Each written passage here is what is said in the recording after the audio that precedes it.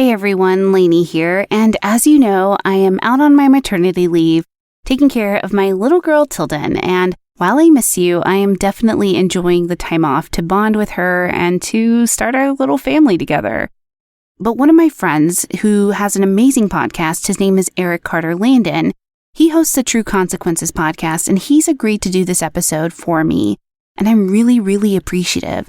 Eric's going to tell us about where we can find him and how you can hear his story, because his story about his little brother is insanely tragic and incredible all at the same time, but there's still so much to be done.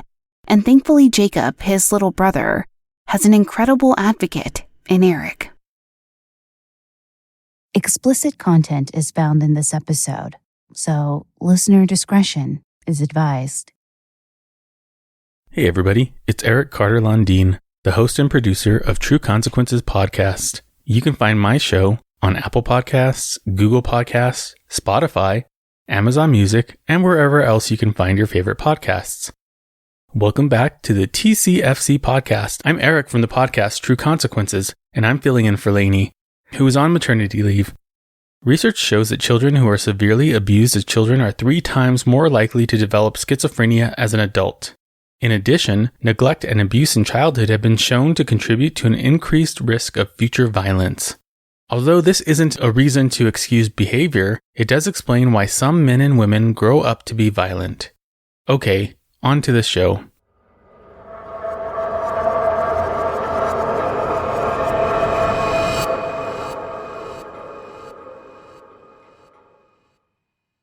Hadden Irving Clark was born on July 31st, 1952 in Troy, New York. Hadden's delivery was assisted with the use of forceps, which produced a head injury on the newborn infant. Hadden had difficulty walking and fell often, striking his head.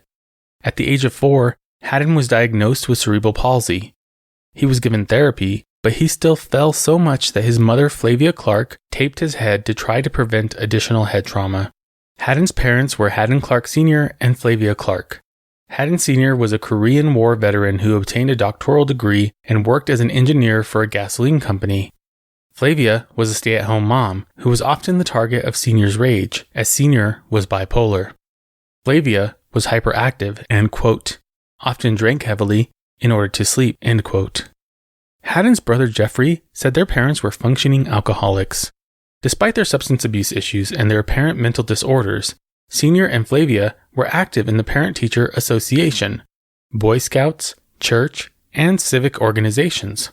Hadden was one of 4 siblings and the youngest of 3 boys. They grew up in the affluent community of Warren, New Jersey, in a large 2-story colonial house surrounded by several acres of woods. Tony, one of Hadden's childhood friends, said yelling was always heard from the Clark household. Tony also said that the family was kind of strange. The Clark family later moved to Rhode Island, although some sources say the family moved to Connecticut or Pennsylvania. The family home in Rhode Island was in an upscale tourist community named Block Island. As a child, Hadden was known by his neighbors as meek and, quote, quite quiet, end quote, and often mischievous, but not a problem child. Hadden did have learning difficulties, so he started kindergarten at a public school a few years late. Sadly, he was teased and tormented by his classmates, and so was sent to a public school for children with learning disabilities. His friend, Chris, said Hadden was, quote, a little slow in school, end quote. When he turned 14, he began attending a private school. However, although he had made progress in his special needs school, his progress stopped when he changed schools. In addition to his learning difficulties, Hadden had a speech impediment and a quick temper. His friend Tony said when Hadden became angry, he had no control. If things didn't work out the way he thought, he would explode, and all the kids would walk away, waiting for him to calm down. He was also reported to be a sullen loner who couldn't relate to other kids. Hadden was able to relax during summer vacation, typically spent in Wellfleet, Massachusetts, at their grandparents' Cape Cod home. Their grandfather, Silas Clark, had been a prominent attorney and politician before retirement. Hadden did like the outdoors and physical activities, and his brother Jeff said Hadden was a highly skilled chess player. However, Hadden liked to dress in girls' and women's clothes. According to his mother, her and her daughter's undergarments went missing, and she caught Hadden wearing them more than once. A neighbor of theirs had hired Hadden to do some yard work and found Hadden in her bedroom, wearing one of her nightgowns. Hadden graduated from high school 1 month before his 20th birthday. After high school, Hadden attended the Culinary Institute of America in New York and graduated in 2 years. As an adult, Hadden was known to be standoffish, but had a, quote, compulsive desire to be accepted socially, end quote. However, he did not have social skills, and he knew it. Hadden attended church, where he was known to be a little loud sometimes, and would often make immature comments, according to the Reverend. Hadden was also described as an eccentric and generous man with periods of depression. His brother, Jeff, said Hadden was very sensitive to criticism and was very quick to overreact.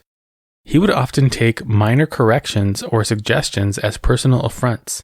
Hadden was paranoid and believed that people were out to get him, and he would react in self-destructive ways. After he graduated from the Culinary Institute in 1974, for the next 8 years, Hadden quit or was fired from more than 12 kitchen jobs. When Hadden was 30 years old, he enlisted in the United States Navy, and he was a cook on the USS Iwo Jima. In 1985, the ship was docked in Portsmouth, Virginia, where he, quote, exhibited bizarre activity, end quote, and was detained at the airport. After he was arrested for destruction of property and acting bizarre at a local store, he was sent to see a naval psychiatrist. The psychiatrist asked him about his behavior at the store, and Hadden said he couldn't remember what happened in the store because he had, quote, blacked out. He said his mental issues had recently started after several of his shipmates had attacked him and beaten him unconscious. He stated his shipmates were jealous of him because he had a superior ability at cooking. The psychiatrist diagnosed Hadden with paranoid schizophrenia, manifested by persecutory and grandiose delusions. On June 22, 1985, Hadden was discharged from the U.S. Navy and sent to a Veterans Administration hospital for counseling. He only lasted there a few days before he headed to Silver Spring, Maryland, to his brother Jeff's house. Jeff was divorced and lived alone, with the exception of weekends when his kids would visit. He allowed Hadden to move into the basement. He later said, quote, as bad as he was before the Navy, he was a lot worse when he got out, end quote. In September 1985, Hadden was arrested for shoplifting women's undergarments. Jeff paid his bail, and the charge was eventually dropped. Hadden began his pattern of job hopping and would carry on angry, rambling conversations with himself. This disturbed Jeff and scared his fiancée Stephanie, so in May 1986, Jeff asked Hadden to move out. Hadden was angry, but Jeff gave him a deadline of May 31st. Hadden, who was working as a chef at the Chevy Chase Country Club, moved into a rented room in Wheaton in mid-May with only some of his belongings. He told his brother he'd come back on the 31st to get the rest. Jeff had his kids that weekend, so he and Stephanie took the kids to the park before Hadden showed up that morning. Jeff and his family returned home early that afternoon as Hadden was loading the last of his belongings into his truck. When he finished, he didn't say much and left. Later that afternoon, Jeff and Stephanie were cooking out when Carl Dorr, one of their neighbors, came over and asked about his daughter Michelle. Carl lived 2 doors away from Jeff, and Michelle and Jeff's daughter Elizabeth often played together. Michelle, 6 years old, was a daughter of Carl and Dorothy Dorr, who divorced in 1985. Carl had visitation of Michelle every other weekend. His ex-wife had accused Carl of physical and mental abuse. This abuse had occurred in front of their daughter at times. One time, Carl had pushed Dorothy onto the icy ground, and Michelle started crying, "Mommy," and ran over to her. At other times, the police were called because Carl was hitting Dorothy. Her parents' divorce affected Michelle very badly. She started stuttering and missed 4 months of school. She also began grinding her teeth in her sleep and was eventually diagnosed with stress. She had to repeat kindergarten. Her mother said Michelle didn't smile as much as other kids because Michelle had, quote, seen too much for a 6-year-old, end quote. Dorothy filed a restraining order against Carl for herself and Michelle in February 1986. She alleged Carl had come to her house and threatened to kidnap Michelle from the bus stop. She reported Carl said he could, quote, end all of this by making a phone call that would end my life, end quote. In May 1986, Carl was ordered to pay an increased amount of child support, $400 rather than $250. Dorothy had previously tried to get an increase, but said Carl was purposely getting fired from his jobs so he would not have to pay as much. He denied this much later and said it was not about the money and he loved his daughter. On May 31st, 1986, Michelle and Carl were planning on going swimming in the afternoon. Michelle had on a new bathing suit that she and Dorothy had recently purchased from Oshkosh B'gosh. The bathing suit was hot pink, had a ruffle around the waist and polka dots on it. Carl had purchased a green wading pool and put it in the backyard for Michelle to play in until they went to the big pool. Michelle went outside with a towel, eager to play in the pool. Carl paid bills, straightened the house, and watched the rescheduled Indy 500. He could hear kids playing in the yard since he had the windows up, and thought he was hearing his daughter and some of the neighbors' kids. However, when he looked outside, he didn't see Michelle. He did see Jeff, Clark's son, outside, so Carl assumed Michelle was with Jeff's daughter, Elizabeth. Around 4 o'clock, he looked again, but still didn't see Michelle, but still believed that she was with Elizabeth. When he went to Jeff's house, Jeff explained that they had arrived home at 3 o'clock and hadn't seen Michelle. Carl began to freak out and started driving around the neighborhood, frantically searching for his daughter. He couldn't find her, so at 6:30 p.m., he went to the police station to report her missing.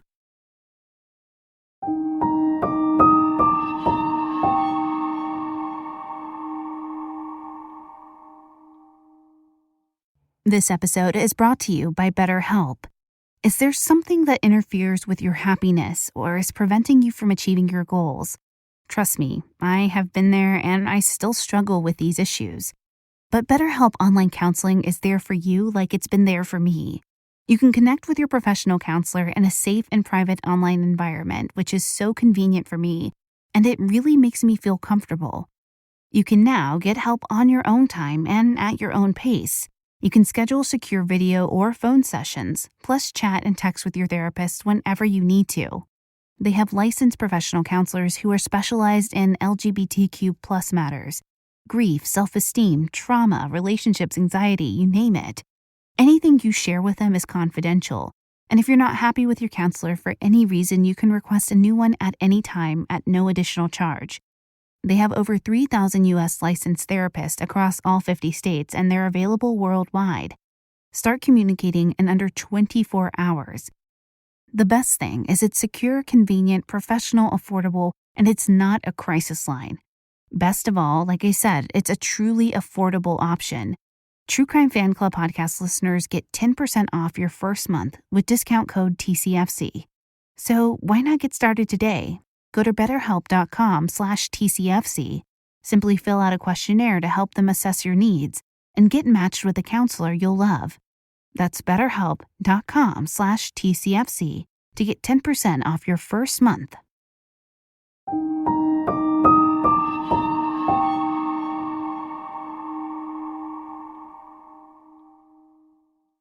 When police cars began scouring the neighborhood for any trace of Michelle, Jeff told police they should look at his brother, Hadden. Investigators spoke to the neighbors between Carl and Jeff's houses, who said they had left their home between 11:30 and 12:20 on May 31st. Before they left, they witnessed Hadden putting a duffel bag in the back of his truck. Police and volunteers searched the neighborhood and surrounding areas in the hope that they would find Michelle. Investigators began to look at Michelle's family as possible suspects, quickly honing in on Carl. On Sunday, he agreed to take a polygraph, but the only person available to give one was the fire marshal. The fire marshal reported Carl knew more than he was admitting. However, police searched his home with his consent and found nothing to indicate that he'd been involved in the disappearance of his daughter.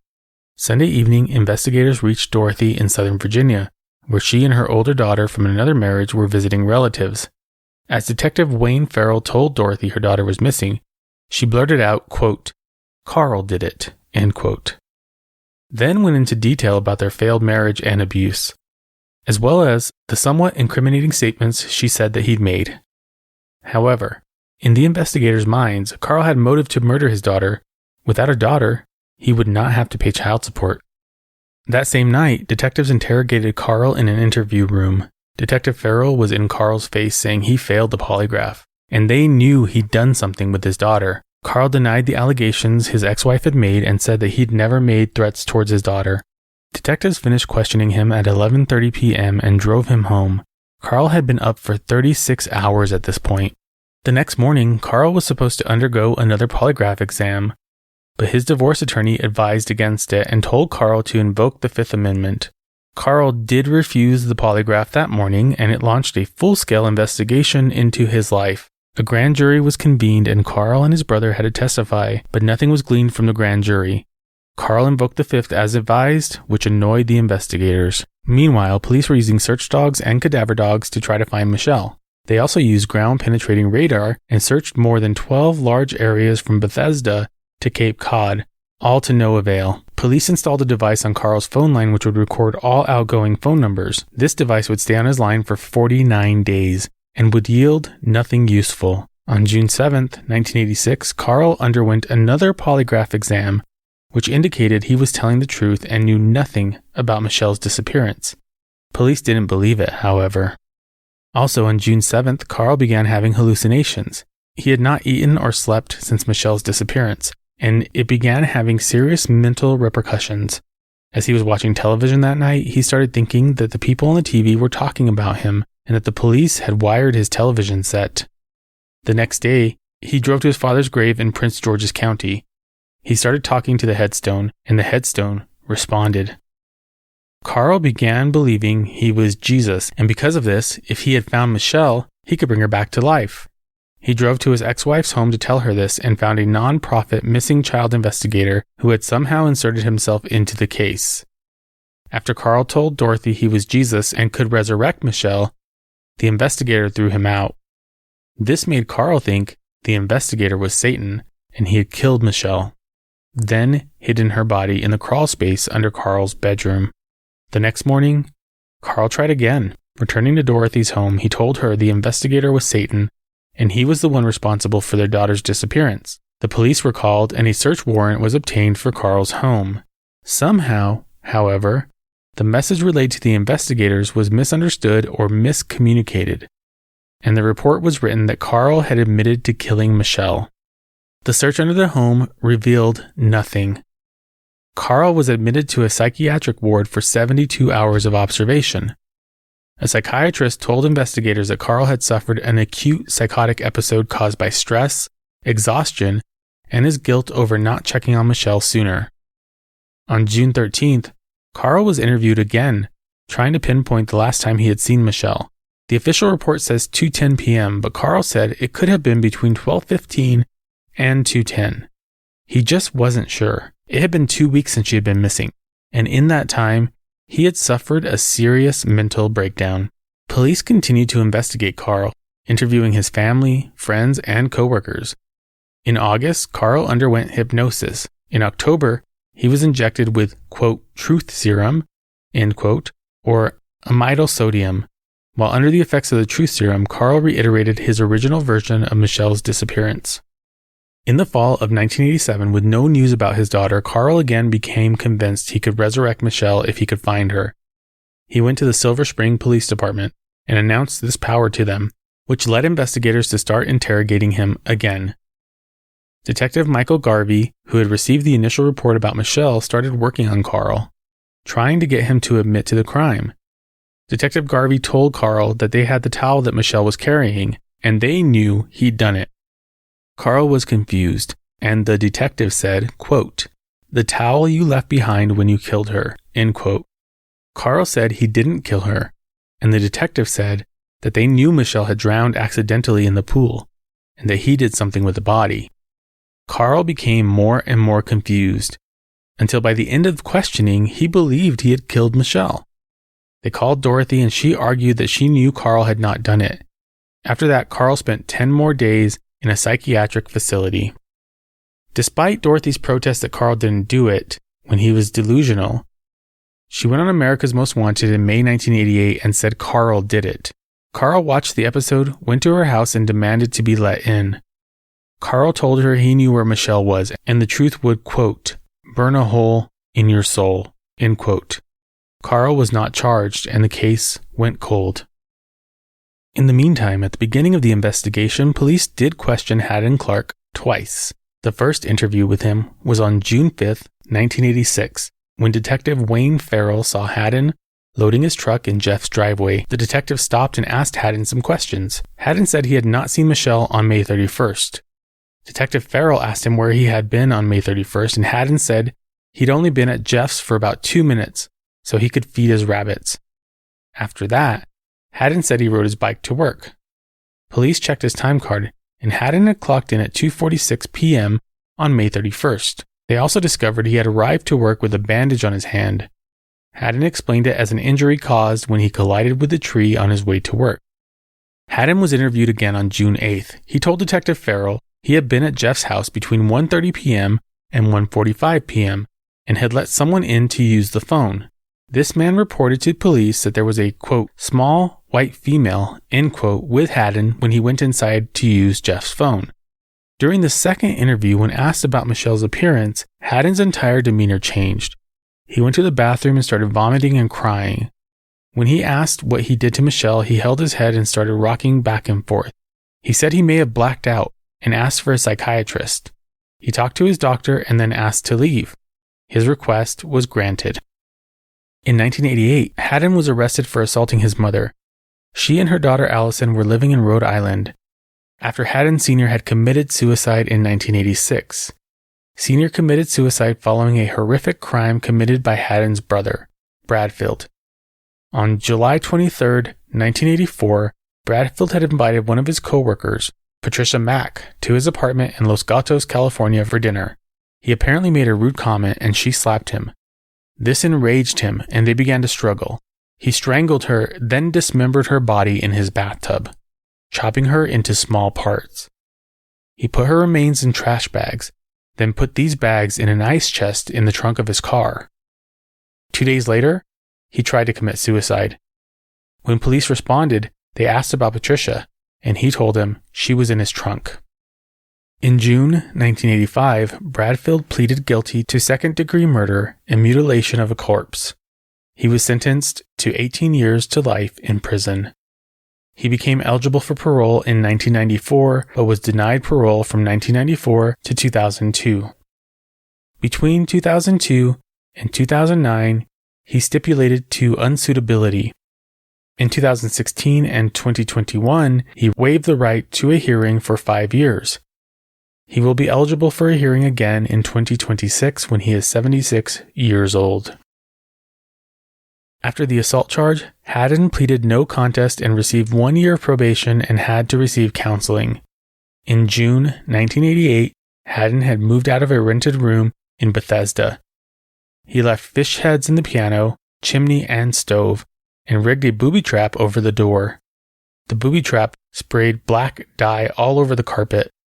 The landlady filed malicious destruction of property charges against Hadden and told reporters, quote, "His lifestyle is getting even," end quote. He was given a year of probation and had to continue counseling. In February 1989, Hadden was stopped by police who found 9 purses that had been stolen from a church choir. Police also found a woman's wig in the car. They asked about the wig and purses. Hadden told them, quote, "I'm a woman," end quote. His probation officer asked the court to arrest Hadden and have him institutionalized. The probation officer said that Hadden was, quote, "mentally unstable and a threat to the community," end quote. However, he was merely given 3 years of probation. In 1992, Hadden was homeless and, quote, "a familiar face in the homeless community around Bethesda," end quote. He was living out of his Datsun truck at an improvised campsite in the woods. When he could not find a steady job, he worked as a handyman or gardener. In October 1992, Hadden was working for Hotellings as a handyman and gardener for approximately 2 years. Frederick and Penelope Hotelling had a daughter, Laura, who was born in 1969. Frederick had passed away in 1986. Laura was living with her mother in 1992 after she graduated from Harvard. During the weekend of October 17th, 1992, Penelope was out of town, leaving 23-year-old Laura at home. Penelope said Hadden was aware she was going to be out of town. When Laura did not show up for work on October 19th, she was reported missing. She had been last seen in her bedroom. A woman was seen leaving the home around 8:45 p.m. Police confirmed this, but they believe it was Hadden dressed as a woman. It couldn't have been Laura because it was hours after she would have had to leave for work. Laura's brothers and friends started looking for Laura, and while they were looking, they saw Hadden driving by, and they waved him down to ask if he had seen Laura. When her brother got to the passenger side door, Hadden gunned the vehicle and left. Bethesda police contacted investigators working on Michelle's case to let them know Hadden's name has surfaced in another disappearance. When police questioned Hadden about Laura, he gave them an alibi, just as he had with Michelle's disappearance. When investigators searched the home, there was no blood visible to the naked eye in Laura's room. But when they used luminol and special lights, they found traces of blood on Laura's mattress. The room had been cleaned thoroughly. On October 23, 1992, bloody bedding was found in the woods near Laura's house. A pillowcase had a bloody fingerprint on it, which turned out to be Hadden's.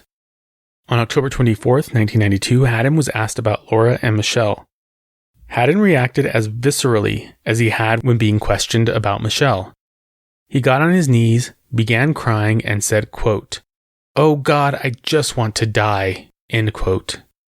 He also said he might have blacked out and done something terrible, which is what he said when he was questioned about Michelle in 1986. Investigators believed he had killed Michelle based on the similarities in both cases, such as cleaning the scene and hiding the body. This revived Michelle's cold case, and he became the primary suspect. On October 31st, Hadden traveled to the Clark family burial plot in Wellfleet, Massachusetts.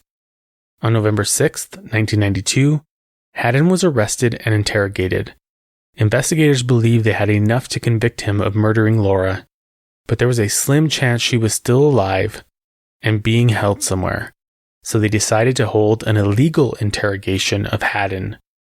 On the evening they arrested him, they transformed an interview room into a cozy space, hoping to get Hadden to relax. They told him nothing he said could be used against him in a court of law, and at 10:45 p.m., they started interrogating him. They began by sending in 2 female detectives, knowing that Hadden had an issue dealing with women. These women got nowhere. They sent in an older female detective to play the nurturing, mothering part, but she got nowhere. The first set of detectives went in, and then finally around 3 a.m, they sent in Mike Garvey from the Michelle Dorr case. Hadden asked for an attorney more than 100 times and talked in 3 different voices. He was mostly incoherent and provided only one potentially useful bit of information. He said he had, quote, buried them, end quote, in New Jersey. According to an appeal document, Hadden was physically assaulted during this interrogation. The prosecutor admitted at trial that the interrogation was, quote, improper. The judge at the trial said the interrogation was the worst I have ever seen. Police searched New Jersey in the area where Hadden had lived as a child but did not find anything. While searching Hadden's truck, investigators found a map of the Wellfleet Cemetery and an eyeglass case full of graveyard dirt. They believed Hadden had buried Laura or Michelle in the cemetery, then went back on October 31st to move the body or bodies. When investigators visited the cemetery, the topsoil in the Clark family plot had been disturbed, and cadaver dogs hit on the area. However, no remains were found. When police asked Hadden why he went to the cemetery on October 31st, he said the investigation was making him uncomfortable. He said the family plot had been disturbed because, quote, something got dug up. Maybe some dog was looking for some bones, end quote. Hadden was charged with Laura's murder. In January 1993, police again searched for Laura and Michelle's remains in Wellfleet, this time at a property once owned by his grandfather. Once again, nothing was turned up. In June 1993, Hadden pleaded guilty to second-degree murder in Laura's case and was sentenced to 30 years. He said he had smothered her while she was in bed, then buried her. Hadden's attorney said Hadden had viewed Penelope, Laura's mother, as his mother figure, and saw Laura as a threat to that relationship, so he killed her. As has happened in other similar cases, the plea bargain did not stipulate that Hadden had to reveal where he had buried Laura. The family really didn't want to know. However, he led police to Laura's remains anyway. She was buried not far from her home in Hadden's makeshift camp, in a lot off Interstate 270 and Old Georgetown Road. Police announced publicly that Hadden was the primary suspect in Michelle Dorr's disappearance. Prosecutors asked Carl what he thought about a plea bargain where Hadden served time for Michelle's murder, while also serving time for Laura's. If that meant Carl would find out where Michelle's remains were, Carl said, I'd trade a guilty verdict on a capital murder charge any day of the week for continuing to not know how he got rid of Michelle. Once again, investigators met with Carl to see if he could remember when he had last seen her. He finally admitted it was earlier than 2:10 p.m. when he last saw her. He had been embarrassed to admit he left his young daughter unattended for so long before he realized that she was missing. Police knew then that Hadden had time to take Michelle. While in prison, Hadden spoke to 5 different inmates about Michelle. 2 of these spoke with him in August 1994, telling him they wanted to write his life story. They were actually hoping to convert information about Michelle into a reduction in their sentences. They asked if he had murdered Michelle, and he replied, quote, yeah. He went on to say he had killed her at his brother's home. He was downstairs when he heard a noise upstairs and went to his truck to get his knives. He came back inside with a 12-inch butcher knife, walked up the stairs, and found Michelle playing in his niece's room. He slashed her throat with enough force that he nearly decapitated her. He put her body in a trash bag, then put the trash bag into a duffel bag he had been seen loading into the back of the truck. He cleaned his niece's room, throwing away anything that had blood on it, and then he left for work, but only drove part of the way there. He parked his truck about halfway and then rode his bike the rest of the way to work. Between September 1996 and May 1996, one of Hadden's friends in prison asked him about Michelle. Hadden admitted to killing her, but told James he did not mean to. James said during this conversation, Hadden seemed, quote, deep in thought, almost childlike, very worried, very upset, end quote. Hadden suddenly snapped out of it and said he didn't want to talk about it anymore. A year and a half later, James read an article about Michelle's disappearance and contacted the police with this information. In a 1997 Washington Post interview, Hadden said he killed Laura because he, quote, snapped off and did something stupid because of my problems, end quote. They asked him about killing Michelle and he wouldn't make eye contact. He said quietly, quote, the MD, I don't talk about that, end quote. Then he explained that the police were just harassing him because they wanted to be able to close the case. He said the police were covering up a lot, and he knew a lot, but he'd have to tell the reporter some other time. On September 23, 1998, a warrant for Hadden was issued, and he was transported from the prison to be questioned. The detective roughly searched Hadden, threw his hat on the ground, hit him in the groin, and told Hadden he would get the same treatment he had received in the November 6, 1992 interview. The detective was even using the same room. Hadden said he did not tell other inmates anything about Michelle. He said he did know Michelle since she played with his niece. He also said he had been at his brother's that day moving out, but didn't talk to anyone while he was there. This conflicted with his first statement about letting someone use the phone, and that he was just there to feed the rabbits. Hadden said, quote, I might have seen Michelle while she was alive in the house, end quote. Crime scene investigators sprayed Elizabeth's room down with luminol. Blood was found in 85 separate locations, but it was too old to provide conclusive data. Hadden went to trial for the first-degree murder of Michelle Dorr. The trial began on September 27, 1999. Michelle's body still had not been found. Prosecutors theorized that she had been buried in the family plot in Wellfleet, and after being questioned in October 1992, Hadden had gone to move her body on October 31, 1992. The defense used Carl as their scapegoat based on his uncertainty on the last time he had seen Michelle that day. If it had been 1 o'clock, Hadden had clocked out at 2:46, so they questioned how he could have murdered her, cleaned the scene, and ridden his bicycle part of the way to work. On October 8, 1999, Hadden was found guilty of second-degree murder. 2 days later, he was sentenced to 30 years, to be served consecutively with a sentence for Laura's murder. On January 7, 2000, Hadden cooperated and led police to Michelle's body in a wooded ravine near Route 29 in Silver Spring. When her remains were exhumed, her pink and white polka-dotted swimsuit was found as well. Carl said, quote, It's nice to have the chance to bury Michelle and have a funeral for her. which we haven't been able to do for so long.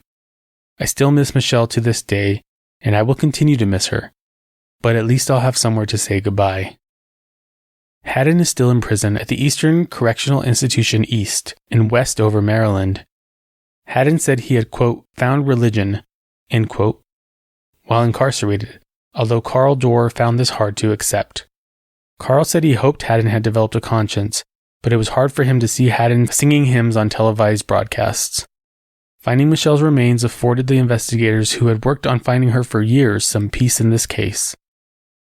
Okay, fan club members, as I conclude this episode, my one question to you is, how will you sleep tonight? Thank you for listening. If you enjoyed this episode, please leave a positive review and rating on Apple Podcasts or your podcast player of choice. It really does help. You can find us on most social media channels, Twitter at TCFC Pod, Facebook.com/TCFC Podcast, Instagram at True Crime Fan Club Pod, and of course our website is truecrimefanclub.com. If you have an episode suggestion, send us an email at tcfcpod@gmail.com. This episode was researched by Haley Gray and written by Suzy St. John. Content editing by Brittney Martinez.